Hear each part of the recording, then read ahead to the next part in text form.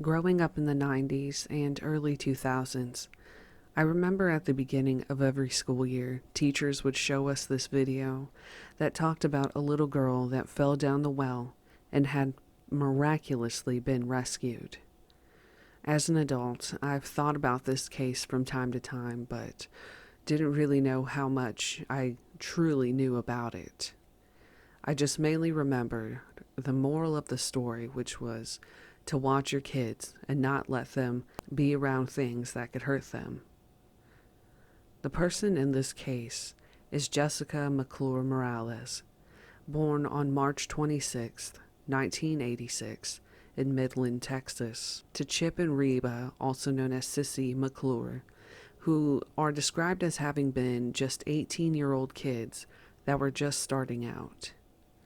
According to one source, the couple got married when Sissy was only 16 and Chip 17.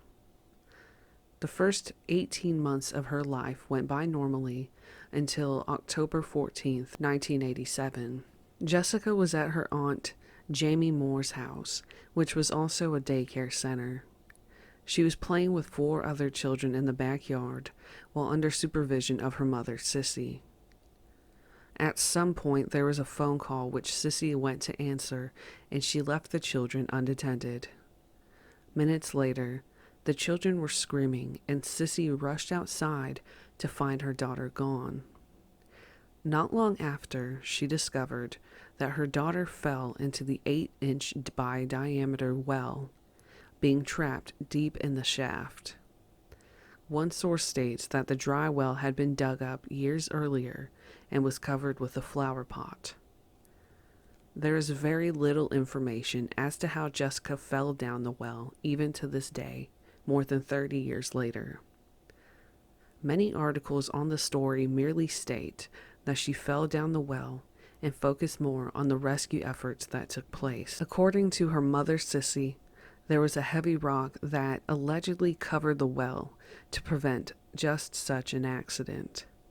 She stated, "I didn't know what to do. I ran in and called the police. They were there within 3 minutes, but it felt like a lifetime." Her father, Chip, stated that it was a nightmare that got worse and worse.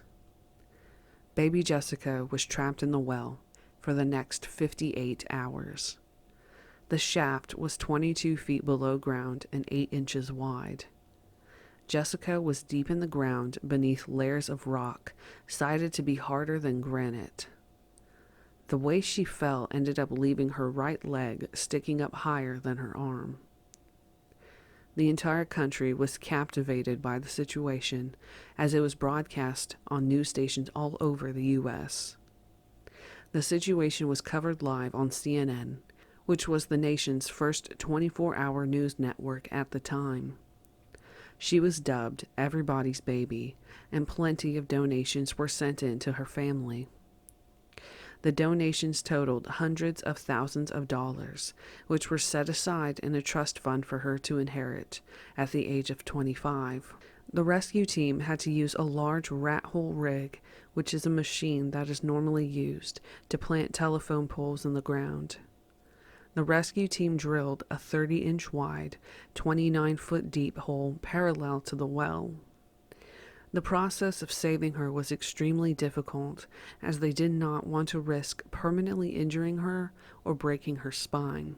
Initially, it was thought that Jessica could be saved in a day, but the narrow well made things extremely complicated. When this became known, the federal government flew a mining expert to lead the mass amount of people to save her.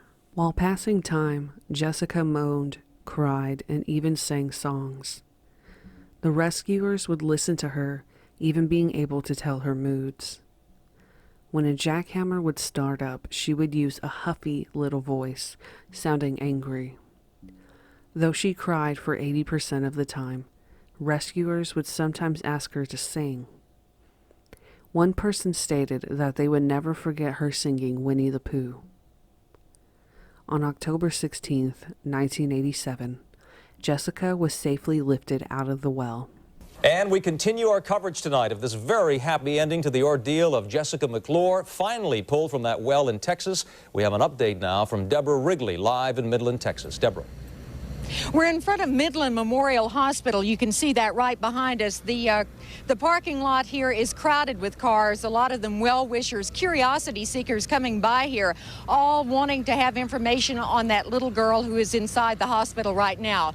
The information that we have on Jessica is that she is in the intensive care unit. She is in serious but stable condition, and what we have heard about her at this point is there seems to be some circulation problem in her foot. There seemed to be some tenderness and swelling. She was in those cramped quarters, as we know, for all those hours, and she was curled up with her foot beneath her, and that is probably what caused those circulation problems. There was also speculation about exposure, but when she was lifted from there, she was alert. Her mother followed after her, and I guess she is with her Winnie the Pooh teddy bear right now. She has been calling out for that throughout this ordeal. She also is said to have pulled some of her hair from her head, but right now the information that we have from the doctors is that while she is in serious condition, certainly from all those days and nights down there, she is on the road to recovery. Back to you. She would undergo 15 surgeries in the coming years to treat all of the complications.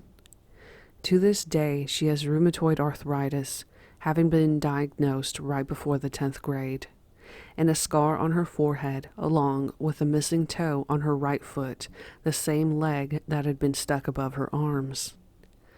While in the well, the position she fell in caused her to catch gangrene, and doctors initially thought that they would have had to amputate her right foot. One doctor believed that he could save her foot, and skin was grafted from her hip to her foot. Unfortunately, the pinky toe had to be amputated. Scott Shaw, a young photographer at the time, won a Pulitzer Prize for his shot of the moment of the rescue.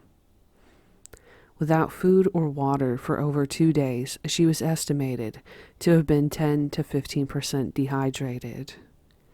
Medical personnel decided not to provide her with food and water, fearing that it could do more harm than good in case she had any internal injuries.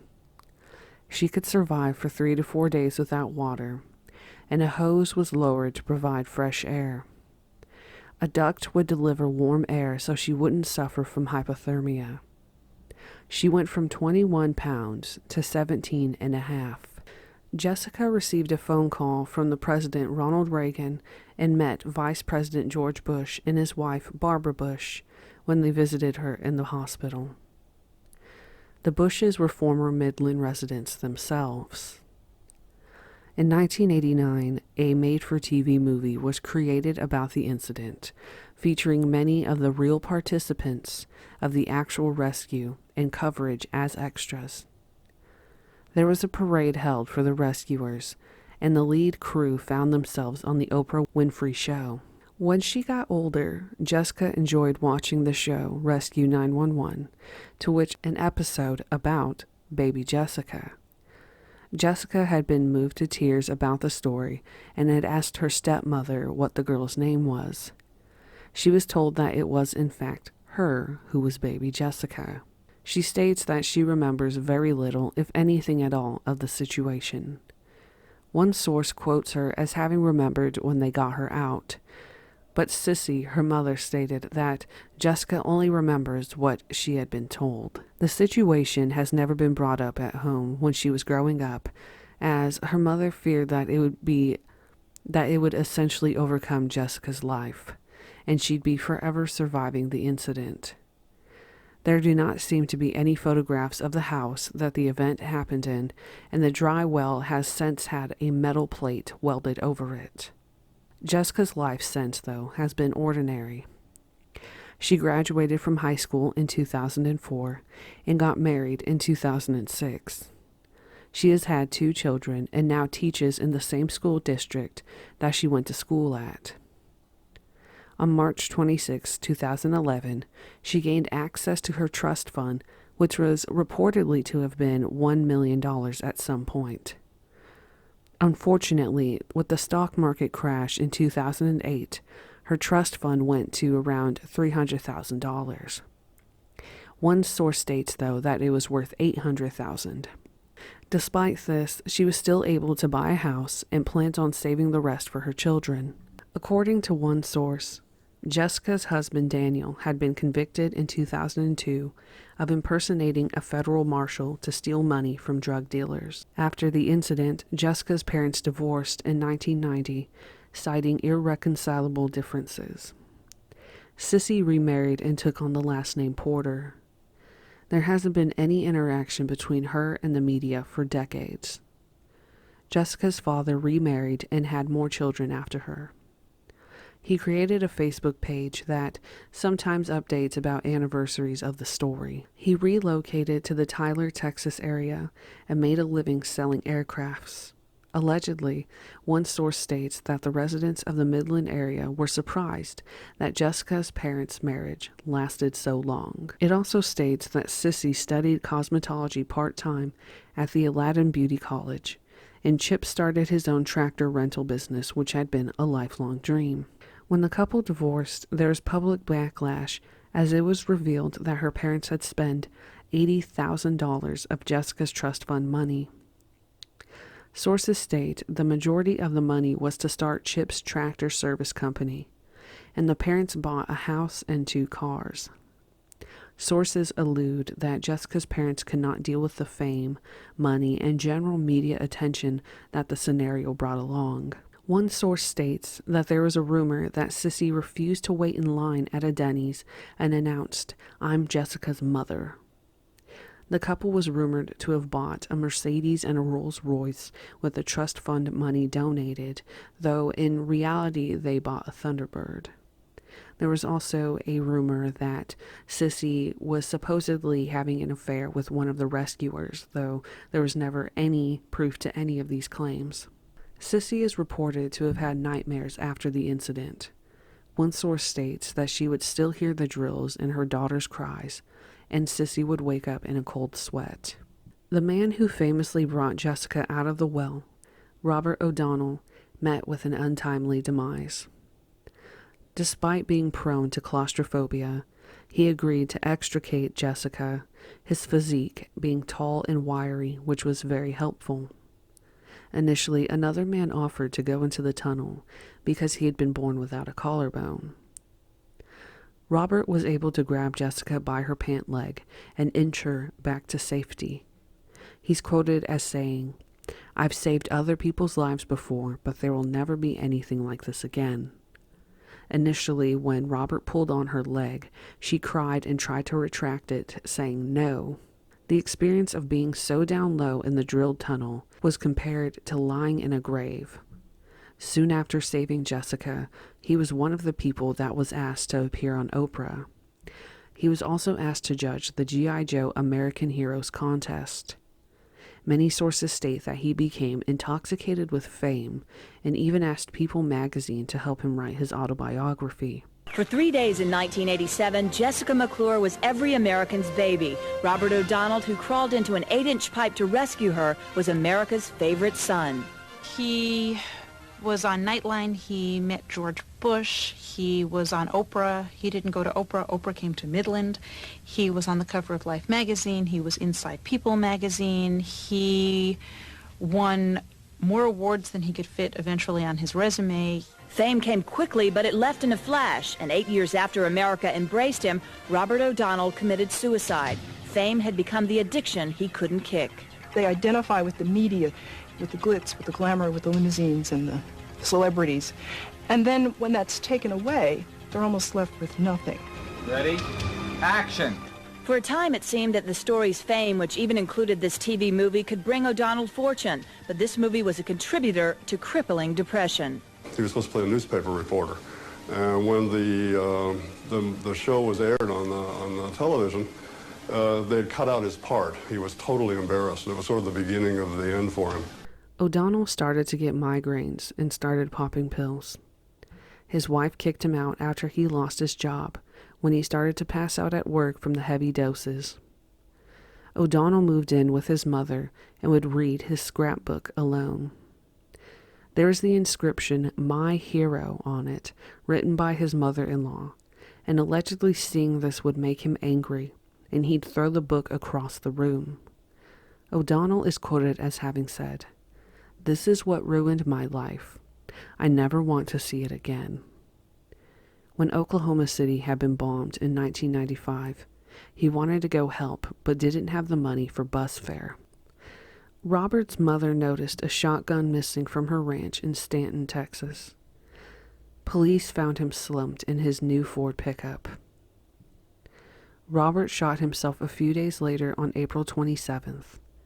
He was 37 years old. Robert Edward O'Donnell is buried in Rust Haven Memorial Park in Midland, Texas. He had been a paramedic with the Midland Fire Department and had just so happened to be off duty when Jessica fell down the well. His friends stated that Robert never truly recovered from the fame as one of the rescuers.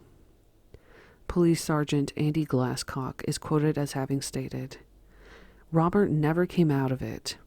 We saved a little girl, but we've all lost a friend. Once the adrenaline subsides, you go into a major depression." Sources state that O'Donnell suffered from PTSD after the scenario. One of the rescuers from the event, Andy Glasscock, pled guilty to 2 counts of sexual assault in 2005. He received a 20-year sentence that was to run concurrently with a 2004 sentence of 15 years in federal prison to where he was charged with storing explosives and child pornography. Glasscock was one of the EMS workers to rescue Jessica and was a police officer in Midland. He had been with the police department from 1981 to 2004, of which he was fired on the state charges. He had been arrested on Christmas Eve of 2003 at his house in Midland. The 50-year-old woman in the assault case stated that he possibly used a narcotic to cause her submission to a sexual assault. Glasscock stated that he used Zolpidem or Ambien to sedate the woman before having sex with her. FBI Special Agent Bill Vanderland stated that they noticed the explosives when serving a warrant on the sexual assault charges. This prompted an investigation from the FBI to where they found the child pornography. Glasscock admitted in federal court to using a hidden camera to film a 12-year-old girl undressing, entering and then exiting a shower at his residence. He also admitted to receiving hundreds of images of child pornography and bestiality over his computer from October 2001 to December of 2003. As for the explosives, he admitted to improperly storing more than 400 pounds of high explosives, 1,700 blasting caps, a detonator cord, an artillery shell, 2 pipe bombs, and 4 homemade hand grenades. He was credited with 445 days of time served. Initially, Glasscock admitted to having gone out with the 51-year-old woman, but denied raping her. There was a hospital examination, though, which showed abrasions and bruises in critical areas of the victim. Glasscock is quoted as having said, "I'm a guy who likes sex, but I don't have to go out and force sex on anybody. I would never do that." He admitted to having viewed all types of pornography, but he said he was only interested in having sex with adult women. He is quoted as having said something that I just refuse to even repeat it. So I'm just going to put it up here and look at that quote. Tell me what you think about that, seriously. Anyway, initially Glasscock took the woman he raped on a date to a restaurant in Odessa, which is close to Midland, and then to see the Christmas lights in Midland. After leaving the restaurant, he stopped and uncorked a wine bottle while standing at the back door of the passenger side of the vehicle. The victim stated, "He took a while to do this, so I turned around and asked if he needed help. He acted kind of strange and said no, then gave me a plastic cup of wine. He had had a camera, which I thought was odd. Once they returned to Odessa, she started to black out and didn't even remember going to her house. She only remembered being in her house and being very relaxed. Glasscock fondled, undressed, and then ultimately assaulted the victim. She kept noticing him with the camera and repeatedly pushed him away, telling him to stop and leave. Glasscock kept telling her that he would leave in a few minutes. There were reports that Glasscock raped other women, though no other victims came forth. His FBI prison release was scheduled for June 23, 2017, him having served his sentence in Cumberland, Maryland. On July 10, 2016, Andy Glasscock passed away. His funeral was on July 15th of that year in Midland. He was 64 years old. He's buried at Glen Rest Cemetery in Big Lake, Texas. Had he still been alive, he would have potentially gotten out of prison around 2021 or 2022. Andy's daughter remembered him as a wonderful cop and never used his badge to do something he shouldn't have. He always wanted to help instead of busting down on everybody. Sergeant Mike McLean remembered Andy stating, "There's not a guy in the world who ever loved his kids more than Andy." Glasscock's ex-wife stated that she wanted him to be dealt with sternly, for he used his daughter as a lure to bring her daughter's friend home. I'm assuming that this is the same friend or girl that was filmed in the shower. In court, Glasscock stated that he got off into sexual addiction like alcohol and drugs. "I never meant to hurt anybody. I would never hurt a child. In my heart and soul, there is still good left in me. I have no excuse for what I did. I'm deeply sorry. I never meant to hurt anybody. I'm not a sexual monster. I don't know why I did what I did." The defense attorney, Jeff Robnett, said that Glasscock didn't think his experience with the baby Jessica scenario caused any sort of PTSD that would have led to his problems. Glasscock is quoted as saying, "I look at it like the old cartoons back in the 60s where they showed God on one shoulder and the devil on the other. Both of them arguing back and forth through your head. Satan won out, but he's not going to win anymore. God is with me." There has since been a plaque erected on the Midland Center in memory of the Baby Jessica event.